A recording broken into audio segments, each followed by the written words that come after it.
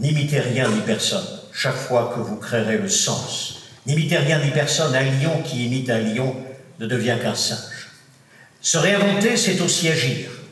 Agir, cela veut dire du bon sens. C'est ici, voyez-vous, toutes les réflexions qui ont été données sur la réinvention de la ville sont frappées au coin du bon sens. Là où les hommes sont, là où ils peuvent se rencontrer, là où le hasard peut naître de la rencontre. Agir, c'est prendre un risque.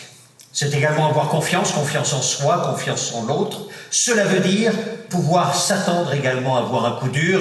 Et nous retrouvons ici également Teddy Riner. Oui, dit-il, coup dur, mais ce coup dur en question, dans ce coup dur en question, il a été entouré. Il a été entouré de personnalités très fortes qui le connaissaient. Et un chef d'entreprise parmi nous me disait tout à l'heure, sur le temps de midi, mais moi je suis tout neuf dans la chose et je n'ai pas l'argent pour pouvoir m'entourer de personnes aussi compétentes comme Teddy Riner s'est entouré. C'est sans doute vrai.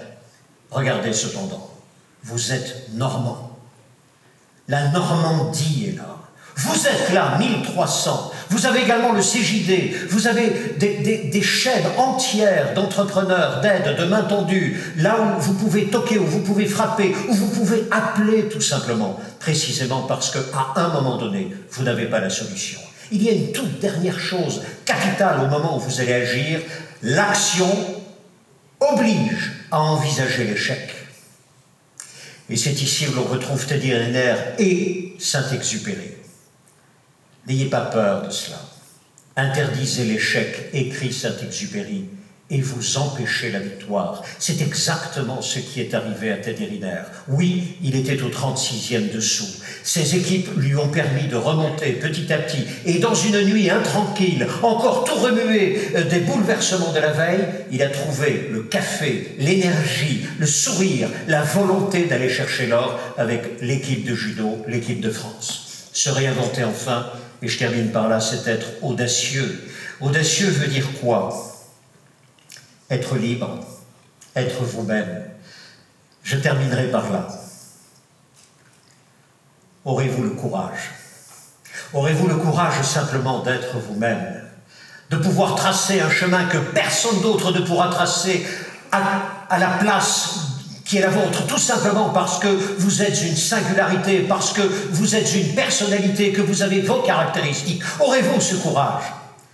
Aurez-vous le courage simplement de progresser là où vous êtes, d'aller demander de l'aide, de tendre la main et de donner également de l'aide là où elle est demandée? Aurez-vous le courage simplement d'être là où vous êtes, parce que vous êtes normand, parce que vous avez votre entreprise, parce que vous avez votre personnalité? Aurez-vous ce courage?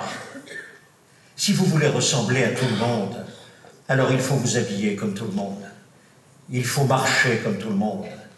Vous reposer comme tout le monde. Vous devez dans ce cas-là avoir les mêmes pensées, les mêmes sensations, les mêmes émotions. Vous avez à ce moment-là le même immobilisme. Il ne faut qu'un courage pour être comme tout le monde. Il faut du courage pour être normand. Courage pour être héritier des Vikings. Ne me dites pas que vous avez fait tout ce chemin pour pouvoir être seulement ici et vous dire que vous allez faire comme tout le monde.